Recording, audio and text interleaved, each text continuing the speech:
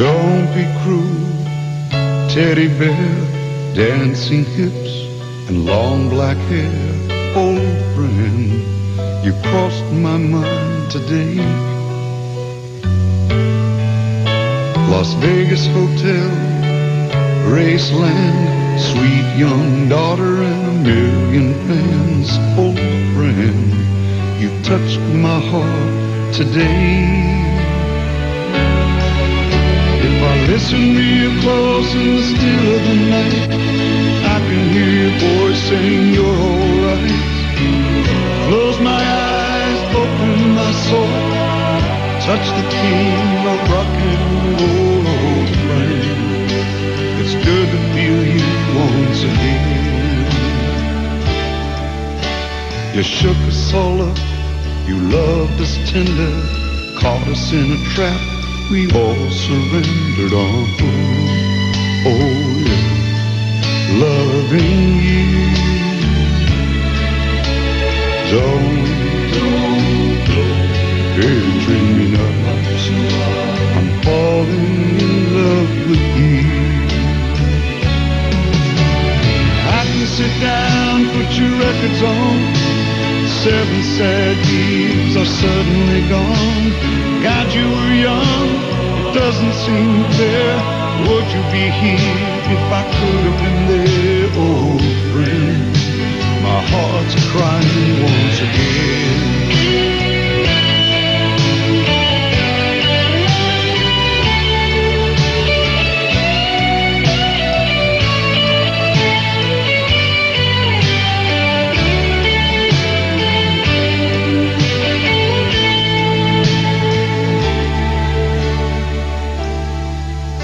Trapped here on earth, your mother is free.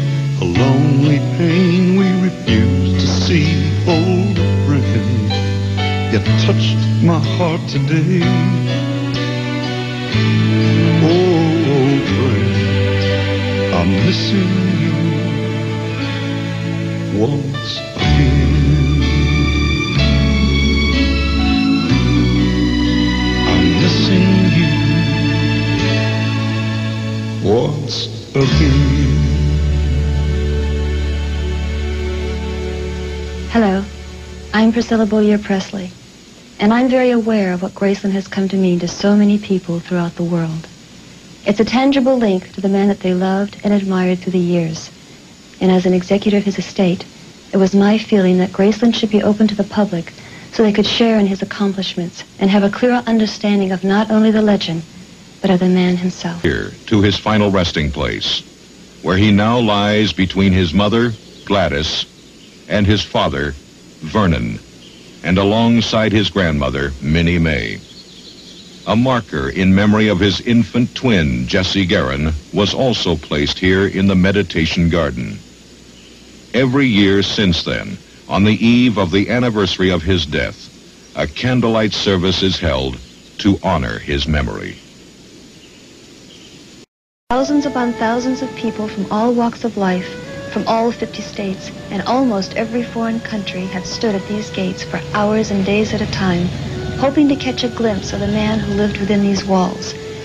They felt a strong kinship with him, a sense of pride in his accomplishments, and a delight that he was able to enjoy the fruits of his labor to such an extent.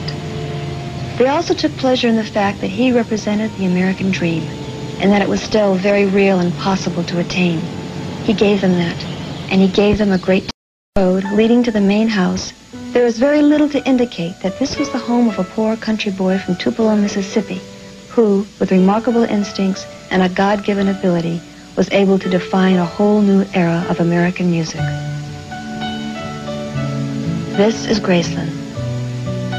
Since 1957, the home of Elvis Aaron Presley.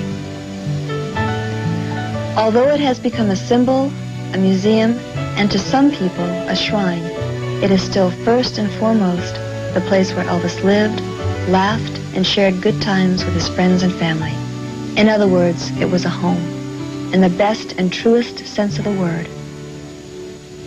Now, as we make our own private tour of Graceland, and I'm pleased to be able to act as your host for this hour and contribute some insights into the life and career of this living legend, named Elvis Presley. We're in the main hallway. The first thing that you see when you enter the front door, this and everything else in the house has been restored to its original condition wherever possible. This is the decor and the furnishings that were used 18 of the 20 years that he lived here. Elvis bought Graceland in 1957, just a few short years after his career began to skyrocket on a national basis. Now, can you imagine the sense of gratification he felt? This young man in his early 20s, who'd been laughed at and scorned for his musical tastes and ambitions, to be able to sit down and write a check for $100,000 cash and purchase his southern mansion. It wasn't only the fact that he now owned a large house and nearly 14 acres of land that pleased Elvis so much. It was also nice to know he had purchased a piece of history, a property that had been in the previous owner's family for generations. You might say it gave him instant respectability. Elvis bought Graceland from a woman named Mrs. Moore. The estate was named after Mrs. Moore's great-aunt, Grace. And during the 20 years that Elvis called this home, he made many improvements, some of which you'll see as we travel through the house and grounds. In order to really comprehend what this house meant to Elvis and to me when I lived here, I think it's important to put it all into some kind of perspective. Elvis was born in Tupelo, Mississippi, in a 30 by 15-foot shack.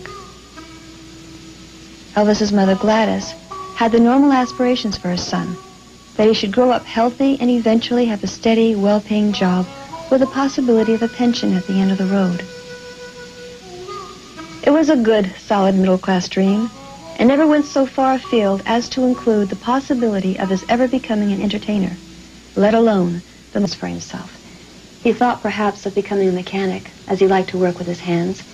One of the first jobs he ever held was driving a truck for the Crown Electric Company.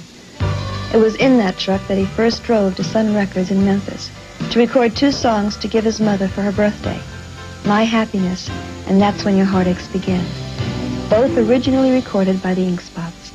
When I was working for Sam Phillips, one of the services we offered was a general recording service, which gave the public an opportunity to literally come in off the street and make a record of anything they wanted to. $3 one side. Long before that first recording. Perhaps it started when he won second prize at the Mississippi-Alabama Fair and Dairy Talent Contest at the age of 10. He sang Old Shep, and he charmed the judges of him when he was young and had very few toys, sharing whatever he did have with the other children who had even less than he. Giving just seemed to be a natural part of his...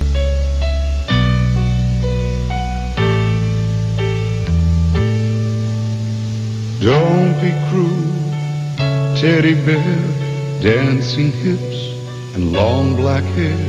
Old friend, you crossed my mind today. Las Vegas Hotel, Graceland, sweet young daughter and a million fans. Old friend, you touched my heart today. If I listen real close in the still of the night, I can hear your voice saying